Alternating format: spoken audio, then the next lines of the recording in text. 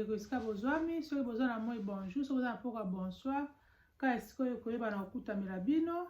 kombo na eza Mimi soki eza mbanda liboso ebana kotala ngai naza soki kopesa nzambe merci kosenga na opportunité asi kopesa ngai naleka soki liboso na bino afet tobana kopartage ezaka na ngolu na malelo baka toujours ke so toyaka boye totelemaka boye omoni moko ya lelo eza na makasi na yo te me eza kaka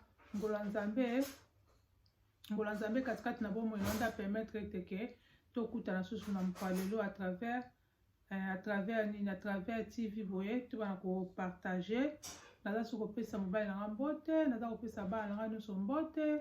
napesi susu papa na mama nanga mbote esika bazwami kolo aleka na kobatela mpe kopambola bango mpe naza soki kopesa babone na ngai nyonso babone na ngai ezala ya kala ezala ya sika bazali kobakisama chaque jour tika ete nzambe aleka na kopambola bino basoutien na bino boza kosupport na Mimi Nekaka TV nde bozali kokomante na bavideo bozali kolake bozali kopesa nga bafeedback ezali positif tika ete nzambe aleka toujours na kopambola bino bocontinue toujours na kosupport Mimi Nekaka TV soki bino kosupport ngai te moye mpe chaîne na ngai mpe avance eza te bino nde bozali wana bien placé mpona kofaire Mimi Nekaka TV ete chaîne na ye ekende toujours de l'avant naza kopesa bino mpe merci na ndenge bozali kolaki bavideo kopartage bavideo kokomante bozotikanga bafeedback ya bien tika ete nzambe aleka na kopambola bino na nyonso bozali kosala mpona Mimi Nekaka TV nabaka toujours soki na osabone te zwa opportunité ya kosabone mpe soki osabone kobosana te na koklike cloche ya notification mpo te orataka eloko moko te so Mimi Nekaka atie kaka video na ye boye YouTube akoyeba na konotifie ke Mimi Nekaka atie video okomona notification mpe okoyeba na kolanda ngai olozelaki video esala ba 3 jours ba 4 jours ba une semaine mais so omoni kaka notification boye osoko oklike na cloche okozala facilité ya kobanda kolanda Mimi Nekaka TV je pense kata 1 plus okoyeba na kozwa na katikati na chaîne ya Mimi Nekaka TV sans plus tarder lo tokoyeba na kolobela mpona ba jeune fille na biso jeune fille na so tabiso mpe bamama tokoyeba na koloba ndenge nini ya koyeba na kolomba toujours solo ya bien pendant baperiode ndenge nini okoyeba na kosentreten pendant na eta baperiode tomona so bajeune fille mosusu oyo jeune fille ayebi ese bon mema oyo ayebi te bapatrine tolekalekaka boye mbala mosusu mama nalakisaki na ye te ndeni ya koyeba na koprendre soin pendant baperiode wana ayebi na ye te me bayoutube oyo ezali koyede biso makasi okepa moninga basalaka eloko wana esoki osala yango te omonake toza toujours kolene chaque jour toza kolene toza koprendre eloko ya sika yango wana donc mama nalobaka toujours ke biso bamama toza mieux placé ya koyeba na kolakisa bana na biso nde biso bana misusu même si mama botaki ye mama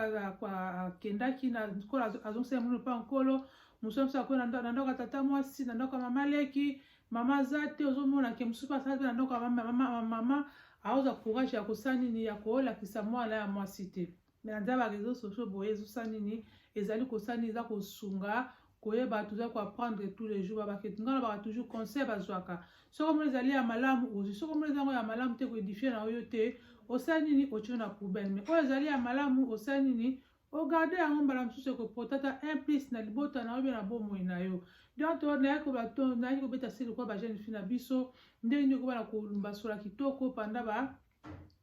baperiode na yo eloko nini okoutilize mpo na mutu aza na choix na ye eloko nini atilisaka ye mosusu mosusu atilisaka batampon mosusu atilisaka nde bapate mosusu atilisaka bacouche donc mpo yo moko okoyeba na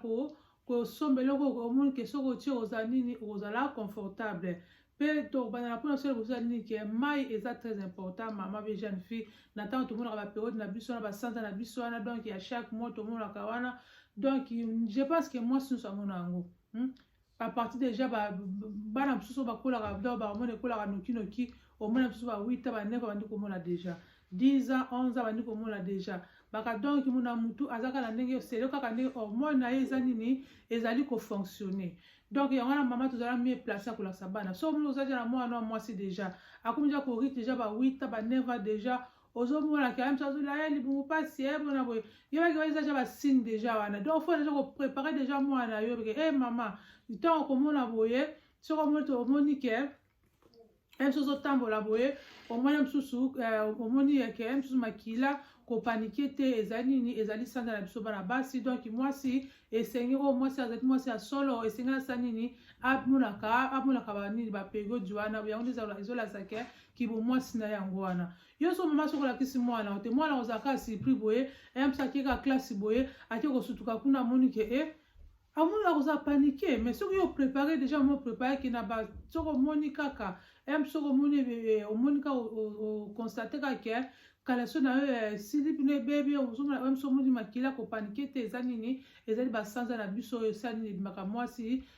mwasi chaque mois mpe soko ndenge omoni obani déjà boye mama ifo ozala bikefu mpo soki okei kosangana mwana mobali okosala nini okoyebana koyebana kozwa zemi avant l'âge nyonso to afuti kofanisaka na bana na biso tozosola na bango tozolakisa bango nalobaka toujours communication eza très importante baparent na bana communication eza très importante yo mobali na mwasi na yo mpo so communication eza te seke ndako wana ezali ndako ya kokufa donc wana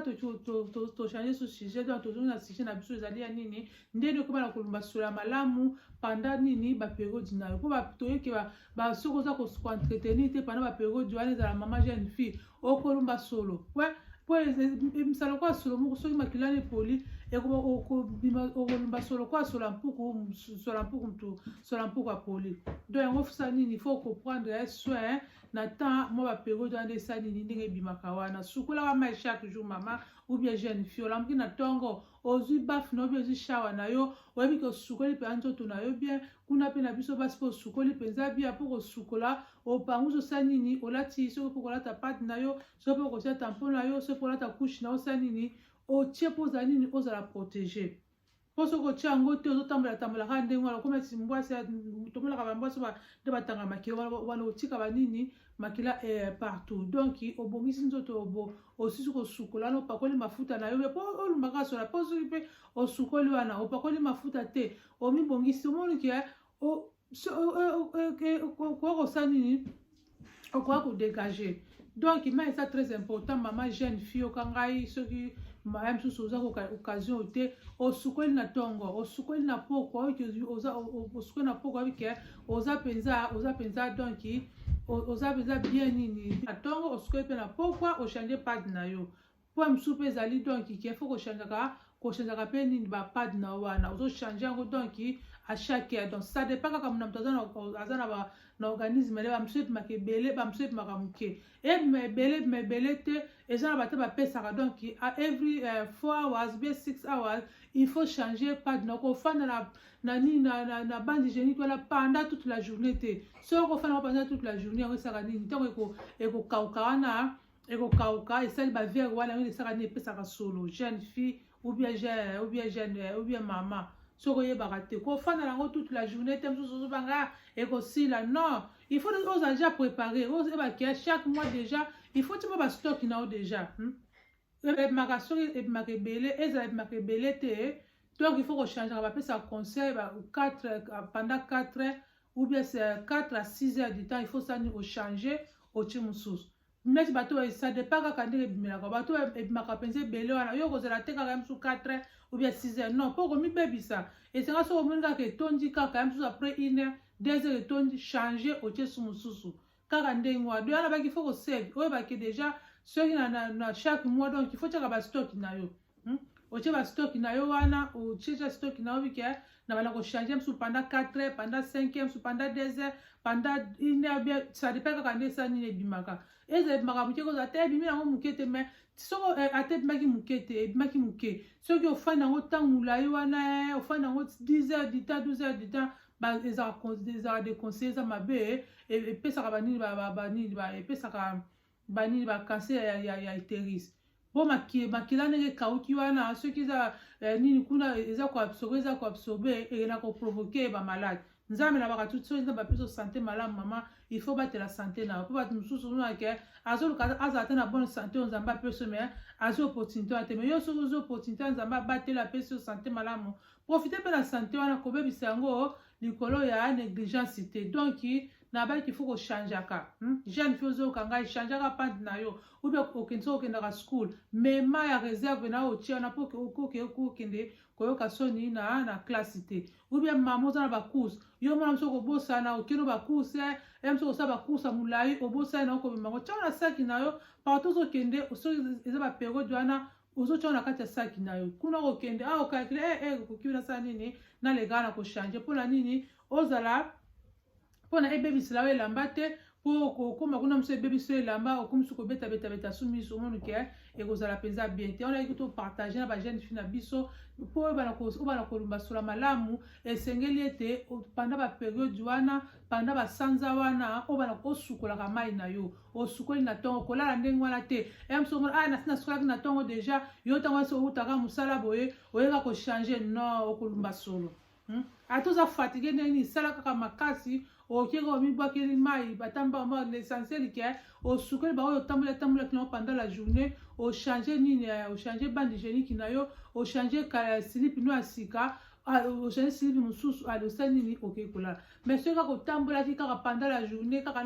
na bande hygiénique wana oye kaka olongoli obwaki ozochange mosusu wana osali nini okoyeba na kolumba solo mais c'est que olumbaka toujours fraîche oza toujours fraîche pendant baperiode wana esengeli nini ochangeaka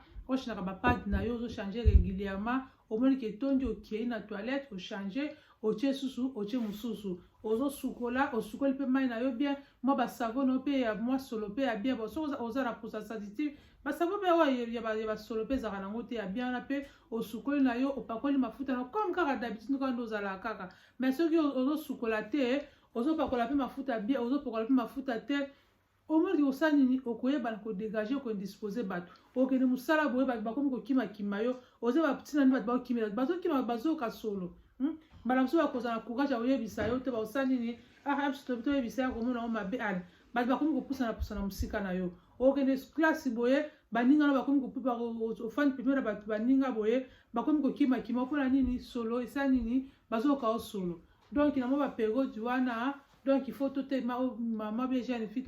totekia na biso moko oza make chose ya kosukola otie bapropriété ya nini page oyo ekomoni ke oyo ezali mpenza eza facile mpona yo oke na basupermarché batiaka na bango ezali wana bakushe ezali nango wana batampon ezali soki osizaka tampon na bapade wana mpe eza nango wana osali nini osombi yango kaka ça dépend kaka ndenge quantité mpe volume ya ndenge ya makila na osala nini ebimelaka donc tosala mabikefu bamama kobatela santé so nzambe apesi yo santé batela santé na yo omoni ke yaka ekoki 4 ti suki ezalaka mpenza bapesaka conseil 6 heures du temps oke ochange otie mosusu mais soki ofanda yango toute pendant la journée ekauki nde tomona ekomaka bavere wana echange couleur eza bien te mpona santé bana mosusu mama mosusu ayebi te mpe jeune fille mosusu ayebi te nana kobeta sete na biso bamama donc soki omonaki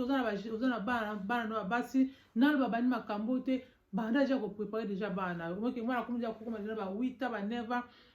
9 ba 10 obandi koprépare deja mwana na yo ntango komona mama soki omoni bofandi omoni mosusu omibebisi boye kopanike te ezali donc basanza na biso basi ndenge esala nini ndenge ebimaka biso omona ke ozoprépare deja mwana na yo ntango banda kobima boye olakisi ye na nde osombeli olakisi ya biloko batiaka boye basalaka boye aza nini azalaka deja préparé mais soki olakisi ye te amoni kaka banko bana biso apoto bapanikaka omoni ya kopanike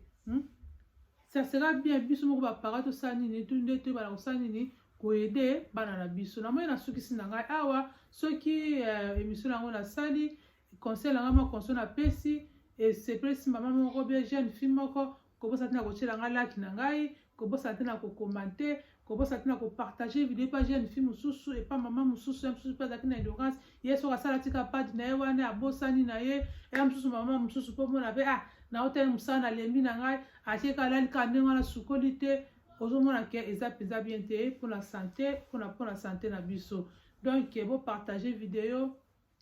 comme d'habitude kaka bolake bokomante so boza moto asika otombi na chaîne na ngai otala ngaka bino osabone te zwa opportunité sabone na chaîne oyo nalobaka mwa makambo ebele yo moko osala nini okoyeba kaka na kodécouvrir tika ete nkolo aleka na kopambola bino soki nzambe abateli biso lisusu na kozanga te tokoya lisusu mpona toya kopartage lisusu nayebi ke kopesa kaka un plus na kati ya communauté na biso napesi bino kaka ba bye bye